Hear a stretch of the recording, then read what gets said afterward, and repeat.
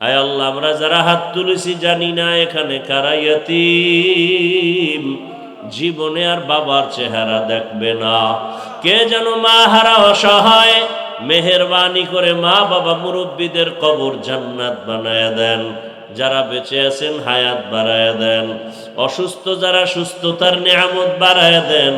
আয় আল্লাহ, পরস্পরের রিয়া হাসাদ কিবির দূর করে ইখলাস ও তাকওয়া দান করেন। ইয়াসাল মুস্তাগীসিন হদিনা লফতিখারা বিল উলুমে ওয়াল গিনা, হর গরি দেনে কো তু তৈয়ার হে, जो न मांगे उससे तू बेजार है।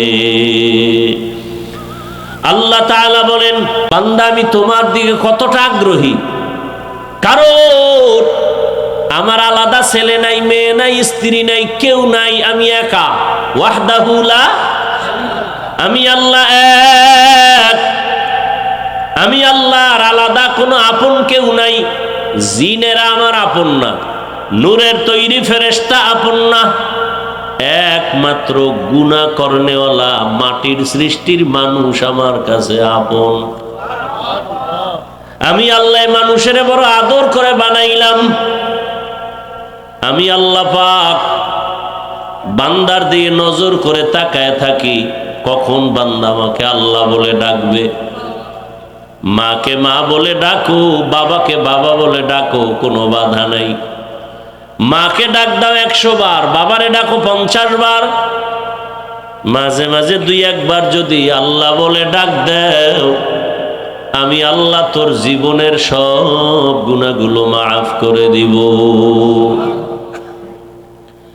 আল্লাহ তাআলাকে বেজার করা যাবে না। কেন? আল্লাহ পাক দয়াময়। আল্লাহ যে পরিমাণ দয়া মায়া আমাদের করেছেন, আমার মা আমার বাবা সে মায়া দয়া করে নাই। আল্লাহ বলেন, বান্দা তুই এত অন্যায় করছিস, অন্যায় যদি মা বাপ জানে কেউ ভালো জানবে না। আর আমি আল্লাহ বেজার না, বরং আমি আল্লাহ ডাকিয়ায় ফজরের হাজিরায় আসো। ফজরের হাজিরায় গিয়া যদি সেজদা দেও, জীবনের সব গুনাহ মাফ হয়ে যাবে। ফজরে আসো নাই, আমি আল্লাহ আবার জোহরে ডাক দেওয়ার ব্যবস্থা করলাম। মুয়াজ্জিন আবার ডাকে আসো, জোহরের হাজিরায় নাই। আবার তোমার উপরে বেজার না হইয়া আসরের হাজিরায় ডাকার ব্যবস্থা করলাম। আসরের হাজিরায়ও নাই, আমি আল্লাহ রাগ না করে আবার মাগরিবে ডাকার ব্যবস্থা করলাম। মাগরিবের হাজিরায়ও আসো নাই, আমি আল্লাহ রাগ না করে এশার সময় ডাকার ব্যবস্থা করলাম। এশার নামাজেও তুমি নাই।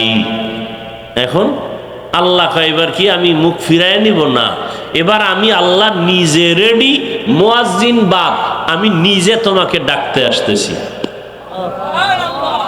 অতিও গভীর হয় রজনী যখন, নীরবে প্রভুর নাম জপিও তখন।